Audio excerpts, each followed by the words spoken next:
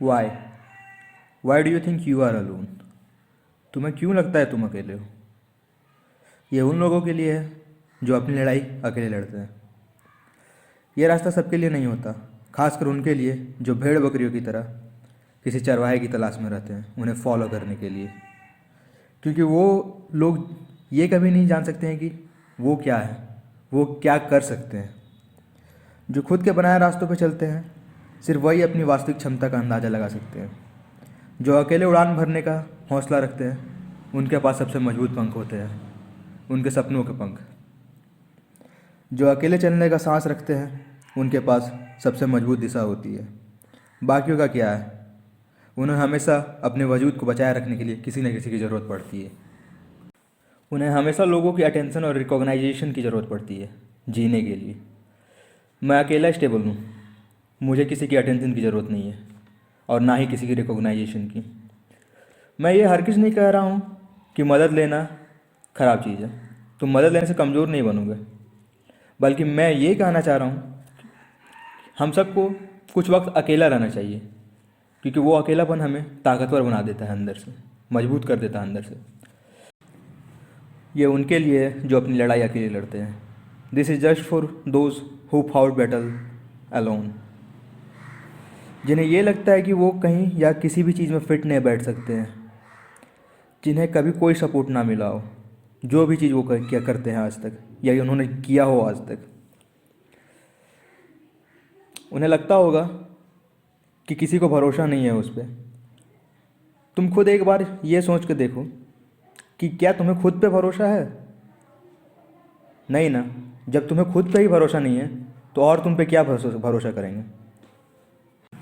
अगर तुम्हें खुद पे भरोसा हो तो तुम्हें किसी और की भरोसे की ज़रूरत नहीं है, तुम्हें किसी की सपोर्ट की ज़रूरत नहीं है।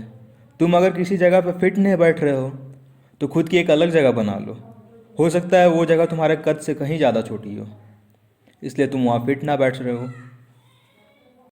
सबसे महत्वपूर्ण बात यह है कि जब तुम खुद को एक्सेप्ट करके जीना शुरू कर दोगे तब तुम असल में जीना चाहोगे। जब तुम अपना सच कहोगे, जब तुम अपने आप को एक्सेप्ट करोगे, अपना सच तुम किसी और से नहीं बल्कि तुम खुद से कहोगे कि तुम क्या हो वाकई में, then you get real respect and real love.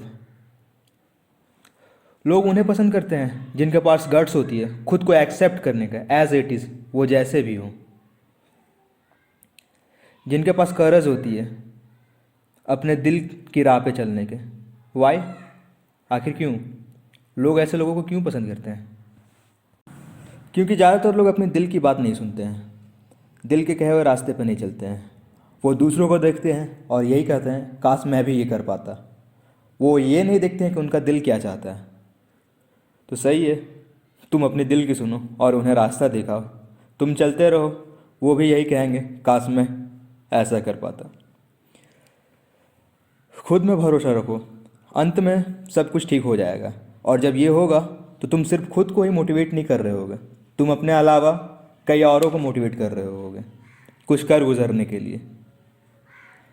So many others people.